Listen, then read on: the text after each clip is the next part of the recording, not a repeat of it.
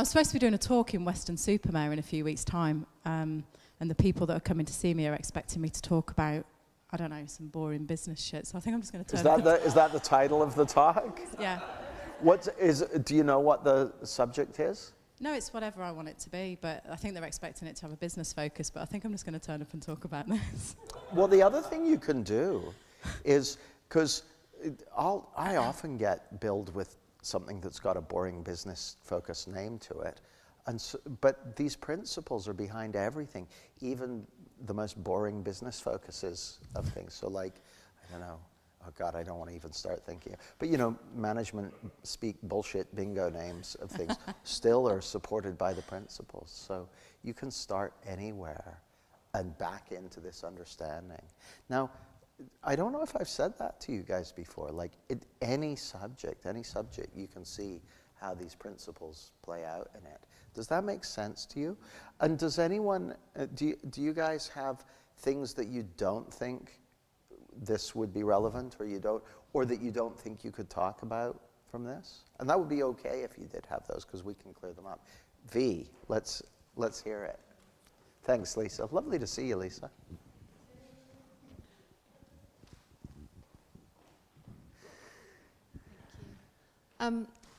I'm doing a talk in about, 4 weeks' time on gut health, and I don't think that I wanted to do something around the principles, but they didn't want me to, so I'm not sure that I could. Is that what your question, is there a topic where you wouldn't be able to bring it? I mean, I can't see how I would.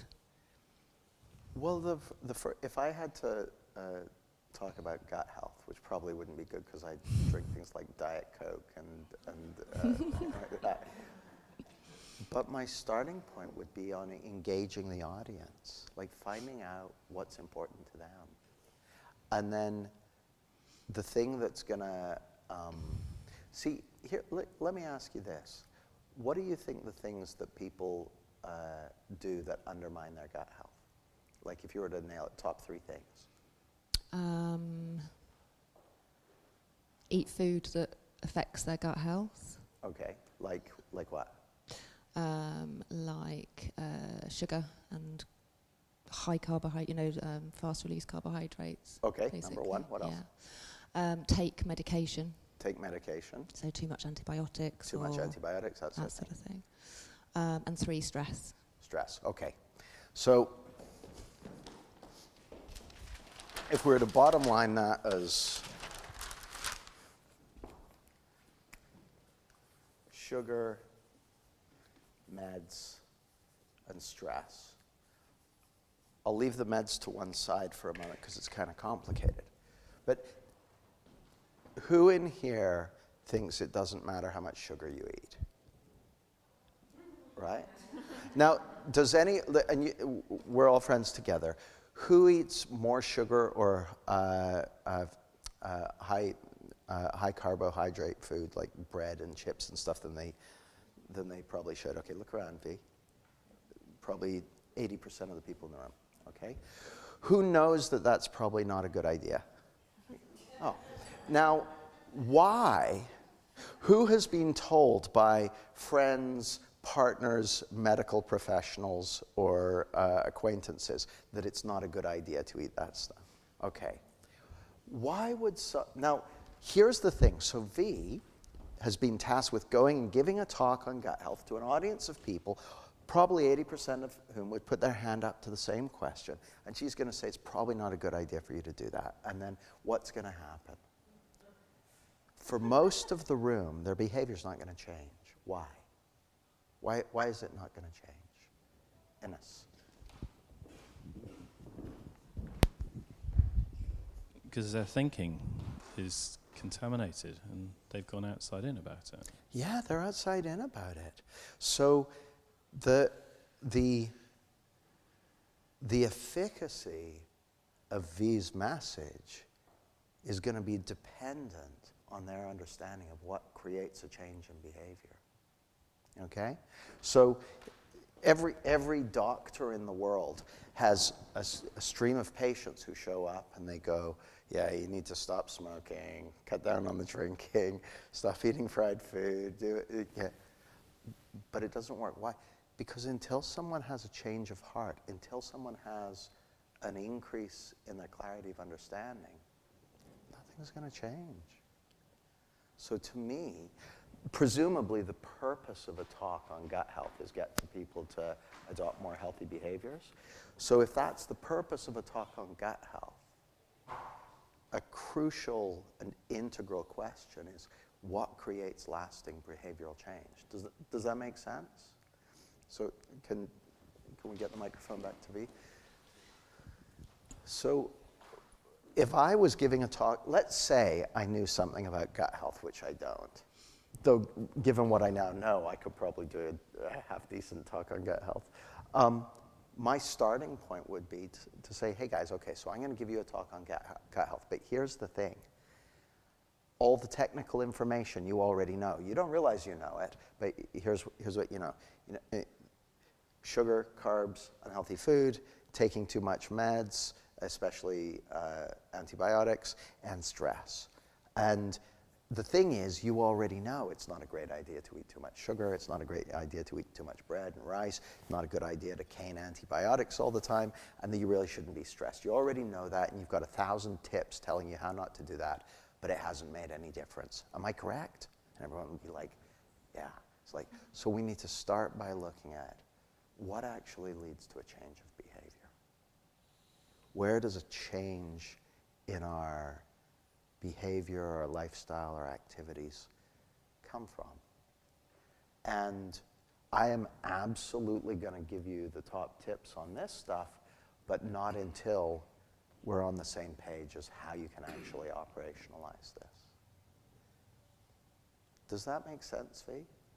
Yeah, it makes perfect sense. Now, what did you hear in that makes sense to you?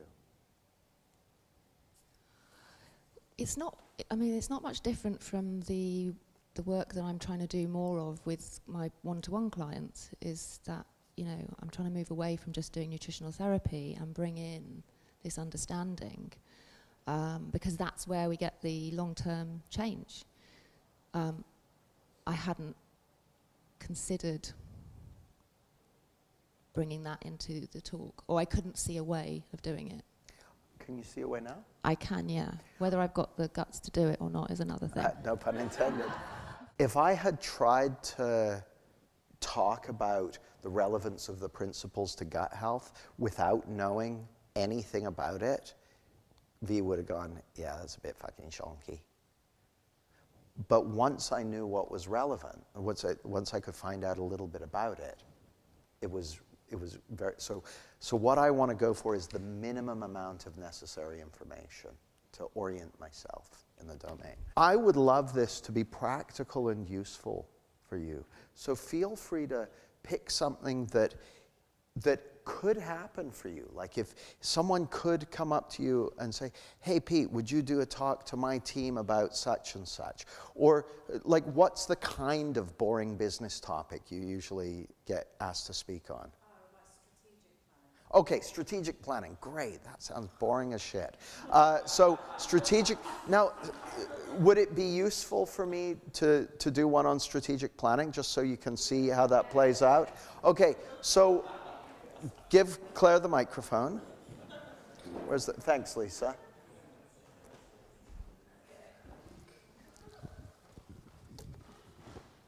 So that's, I learned something about gut health today.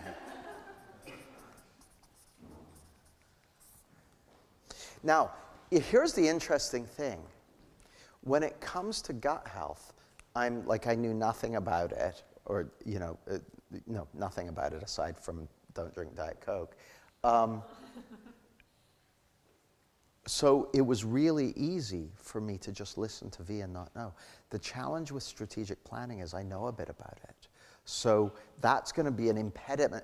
That can be an impediment to me in my listening. So I'm going to be listening as good as I can to Claire. So Claire, in a talk on strategic planning, what's important in strategic planning? Like top 3 things.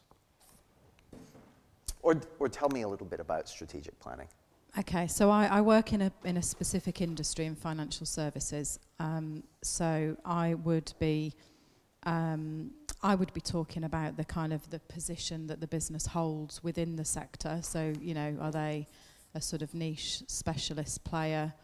Got it. I'd sort of talk about the structure of the business, so I'd get an understanding of, well, if I'm giving a talk, I'll be talking about the sort of the different business structures, and then I'd be talking about sort of direction and, you know, what the business is hoping to achieve, and what the sort of the goals of the business are. Okay.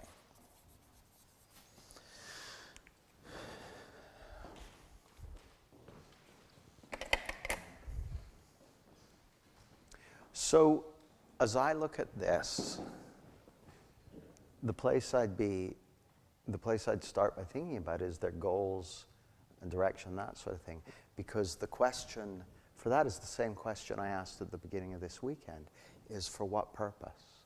And what I'm going to suggest is that when it comes to strategic planning, all of this is defined by purpose. You know, where are they now and where they want to get to? Mm-hmm. And as organizations, if that purpose aligns with who they really are, and their genuine passions and inspirations and motivations, then that puts them in the strongest position to get the best performance out of their team, to find the right position in the minds of their audience. Because people, as we see more and more, people resonate with authentic purpose. And the financial services industry is one that people have a certain amount of distrust around and that sort of thing. So authentic purpose is going to be a really powerful positioning point. And it's going to be a really powerful kind of tuning fork that'll let clients know whether it's a good fit for them or not, whether a given organization. And then the business structure follows the purpose and the position, I would have thought. Mm-hmm. Is that fair to say? Like, yeah. Or have I just bullshitted for 2 minutes? No. It's fair to say, and it's really interesting because as you're talking, so one of my main clients that I consult to, I should have produced or helped them to produce a strategic kind of business plan, like a 5-year, really detailed plan, which they should have had from me a month ago. They haven't got it. And the reason that they haven't got it is because I've been really struggling with exactly what you're talking about. Because I just they're telling me what their goals are, but the goals just don't seem aligned with what I'm seeing. Yeah, so I haven't done it. I'm just like saying to them, I can't do it. So it's really interesting because that's made that really clear to me. It's made it's made it clear why I've been procrastinating and what my issue is on it. Well, and the other thing is, what I can promise you is if you're invited to do a talk on strategic planning, you could do that talk in a way that connects totally with what's authentic and real to people. And you'll have people going out of that talk going, that's the best talk on strategic planning I've ever been to, and I actually get strategic planning now. So, beautiful. Cool. Are you okay if I give, I may have told you this actually, so I don't want to repeat myself. Did I talk to you guys as a group about when I was doing the keynote for the strategy session for the Institute and Factual Institute of the Council of the Institute of Actuaries? Yeah. I did? Okay, I won't tell it again. But the bottom line is, with that, is the formula, strategy equals data plus insight. And insight is the key piece that I always want to bring into strategy. Because if you look at the businesses that have smashed it, like incredibly, if you look at the really big players like Amazon or Apple or Microsoft or Netflix, insight, or Uber, like if you stop and think about it a moment, Carolina asked about the exponential nature of things. Well, if you stop and think about it for a moment, how long have taxis been around? They've been around 100 years or so. So taxis are not a new idea. When did Sat-Nav come out?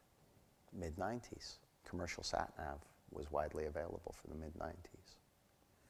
So the idea of taxis with Sat-Nav,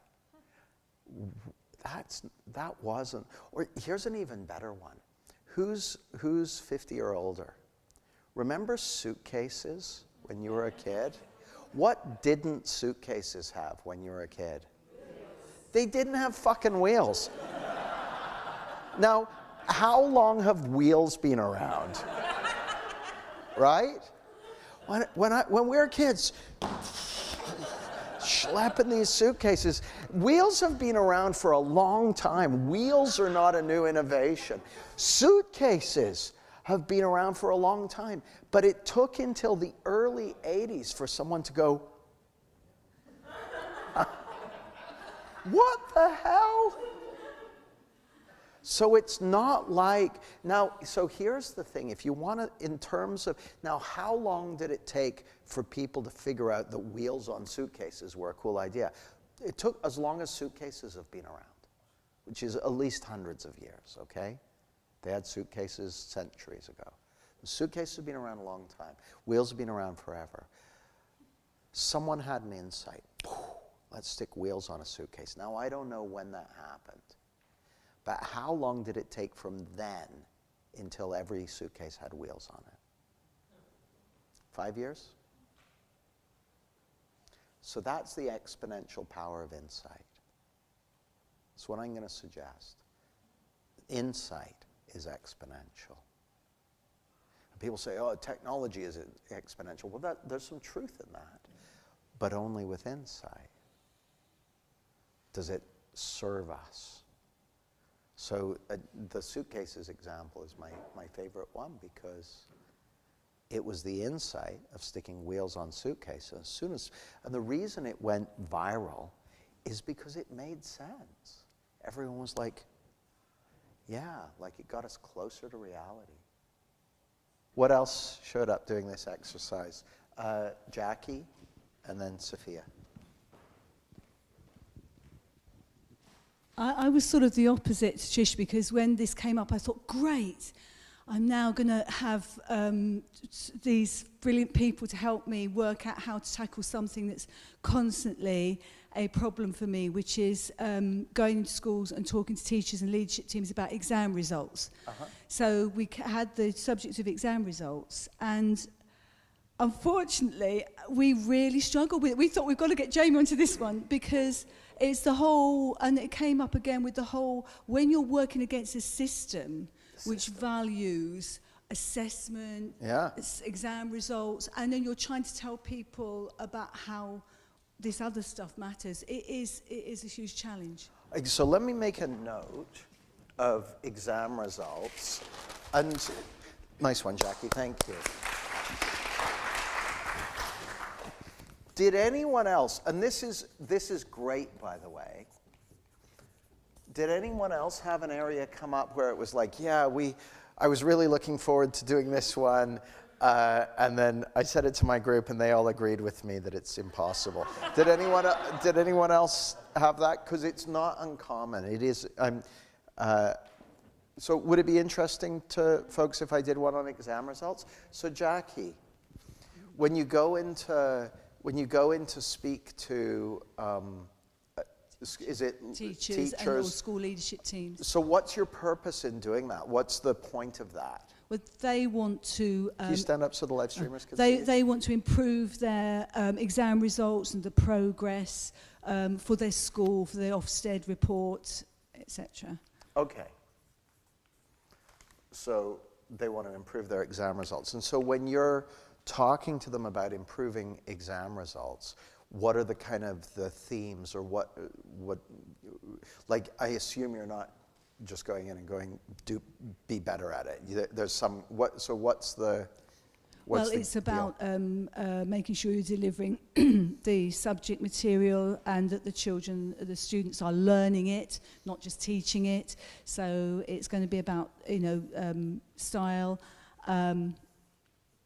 so delivery of subject material. It's going to be about the culture of the school being, helping kids feel confident about the support they're getting and the sense of they can improve and make progress.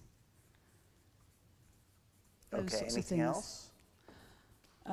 Well, obviously, what I try and do is a lot about mindset.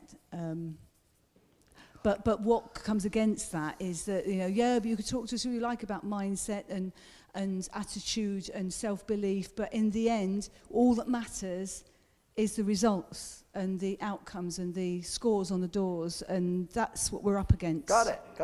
Okay, got it. Great. So here's what I'm going to do. Is this making sense to everyone so far? Okay, great. So what I'm going to do is I'm just going to play back to Jackie a little bit of stuff to make sure I'm on the same page with her. So thinking in terms of calibration, connection. I'm still over here. I'm trying to find out what the hell's going on and that sort of thing. So first of all, when Jackie said it's delivery of material, I'm like, oh yeah, I get that. You know, you've got some stuff, how am I going to deliver it? But then it's not just the delivery, it's what's the learning experience? Are they actually receiving it, integrating? Is there education in the sense of, you know, something coming alive in the children?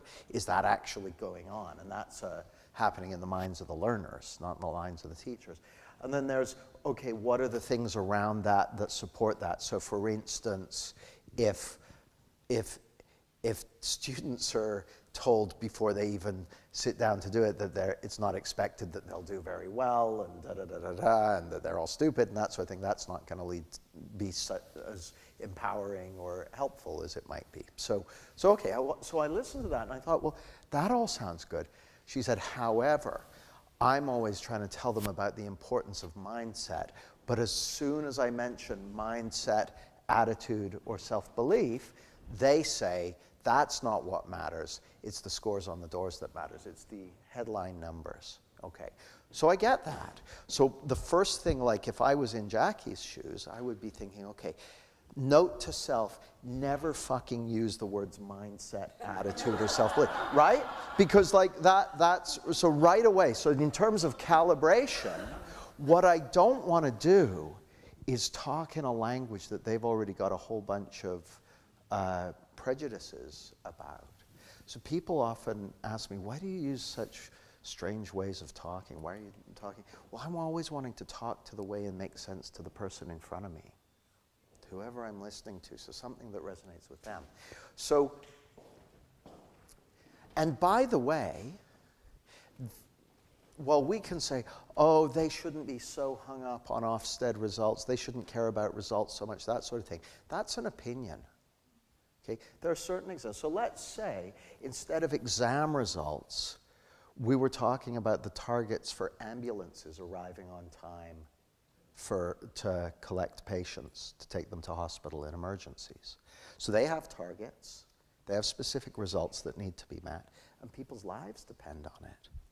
So while we can say they should be more understanding in schools, if you go in, there are lots of organizations where if you go into it with a message of, don't be so hung up on results, results don't matter, you'll sound like an idiot to them.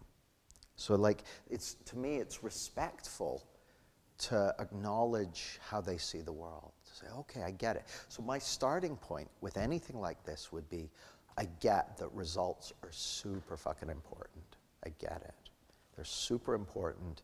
You're going to be evaluated as a school, and whether you stay in your jobs or not as head teachers is going to depend on you getting results. So I know right away that whatever I have to do has to be entirely relevant to that conversation.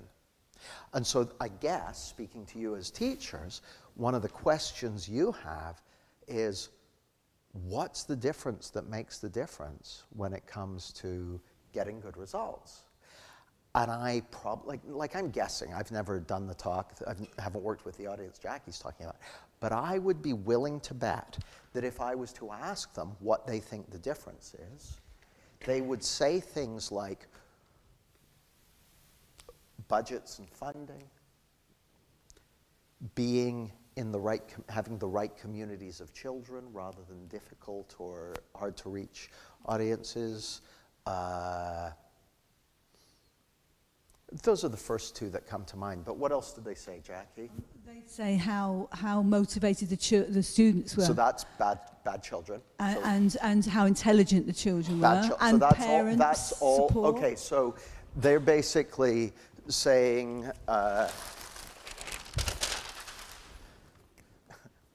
quality of kids,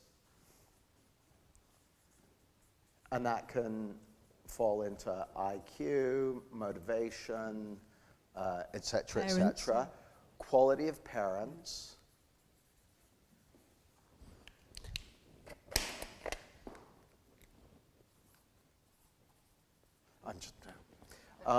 Probably something about behavior management and that sort of thing. Yeah. So kids being out of control. Time, manage their time The to amount do, of time deliver. they have to do it. So I'd be saying something like, and I'm not saying how you should say it, but I'm wanting to meet them where they are. There's nothing you can say that's going to make them forget that exam results are important to them. So I wouldn't even try to. You're saying, so I guess the challenge you're up against is you've got a variety of qualities of learners in terms of IQ, in terms of motivation, in terms of distraction and attention because of all the damn phones and da-da-da-da-da. Plus you've got parents who aren't necessarily being supportive, plus you've got issues with behavior management and all those sort of things. In the face of that, I guess the thing that has to be most important to you is how can you get the kind of results you want in terms of exam results in the face of all of that? And so you need to look at what are the conditions. There are going to be several things, because we can say, well, let's talk about delivery of material, but we all know that it doesn't matter how good the material is, how well planned you've done the lessons or anything like that, if the kids aren't listening, if they're not present, if they're not there in the room with you, you're not going to get the benefit of it. So you could have 100% material, but if you've only got 10% of the kids in the room, it's not going to land. Does that make sense? Now, would that make sense to them, Jackie? Yeah, that would make complete sense. Okay. Yeah. So then the question has to be, how can you get the kids to be more receptive? And what are the qualities that are going to lead to more receptive kids? So I would say something like this. If I could show you a way that the kids you're teaching are far more receptive, would you be interested in that? They'll be interested in that, I'm guessing. Definitely. Okay. So then what are the conditions? What's the best predictor of a student who's connected and listening and present and available to learn? What's the best predictor of that, would you say? Anyone got a guess? Shout it out. Home life? So we've got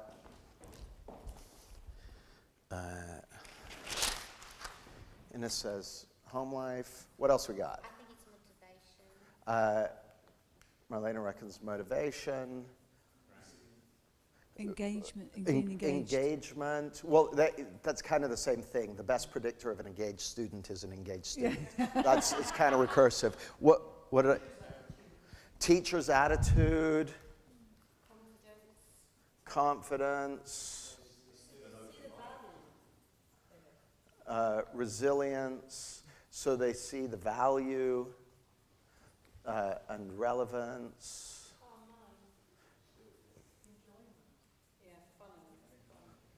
Calm mind, fun, enjoyment. So I'm going to suggest that the best predictor of a student being engaged and listening and all that sort of thing is going to be them having a clear head, them not being distracted, stressed, worried, all that sort of stuff. And what's the thing that's going to influence that more than anything else in the classroom? The state of mind of the teacher.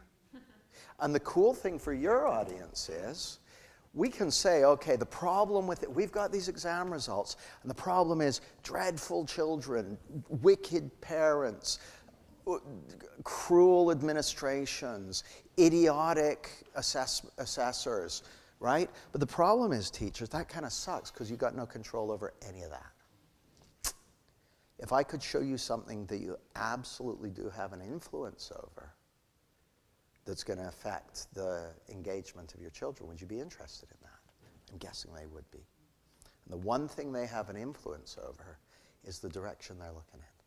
They can't control their own state of mind, but they can learn something that's going to have a huge impact on their levels of clarity and connection and engagement in the classroom. And it's not always easy. So for example, I did a talk here to the business school, and it was on the last day of term. It was the day after our last module, I think. It was the last day of term.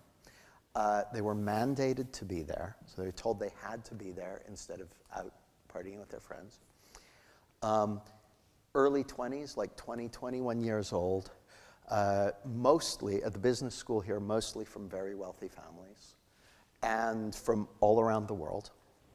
And so I was given the job of giving them a talk on confidence and results and that sort of thing.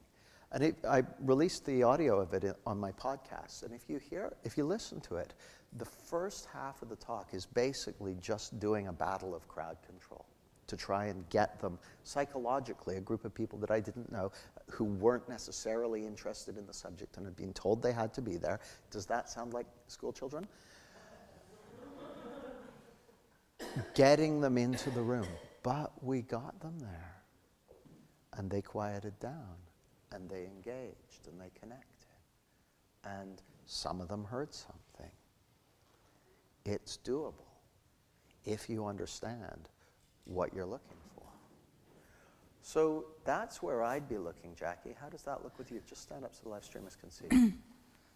I think that's absolutely where it's at, because the teacher realised it. And what I like about that is, I'm always talking about, I know from all the research that the teacher's mindset and the way they see it makes all the difference. But it's the struggle of trying to make them believe that, and it's not about all the outside-in stuff. Well, I wouldn't be trying to make them believe it. Like, as soon as you try and make someone believe something, you're losing. I think you need to start with the results. Yeah. And the way to start with the results is to get them curious about it. Yeah. Like, well, how come? Because they'll say, oh, well, it's the terrible home life. I say, now let me check.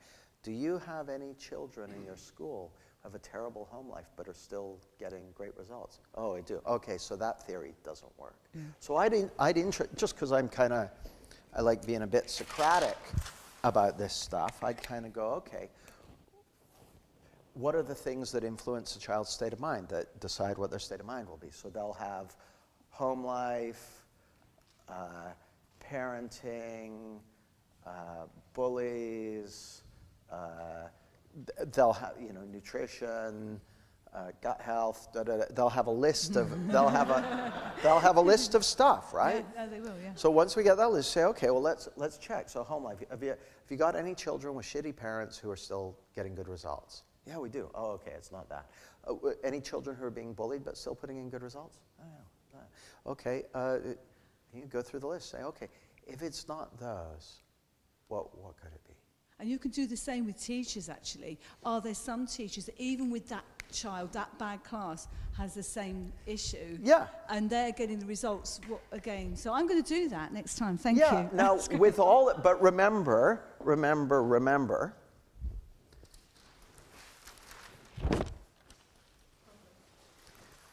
to deliver that kind of message and to get them curious enough to hear it. I've lost my piece of paper. Oh, there it is. Remember the story about Semmelweis getting beaten to death? Connection is key. They got to hear that their beliefs about how reality works are going to be shifting. To be able to hear something that shifts that, you got to have that connection. You got to have that connection. You got to calibrate them. You got to listen. You got it, because it's education in the sense of leading out from within. Yeah. They got to see it from themselves. Great. Thank you very much. You're very welcome.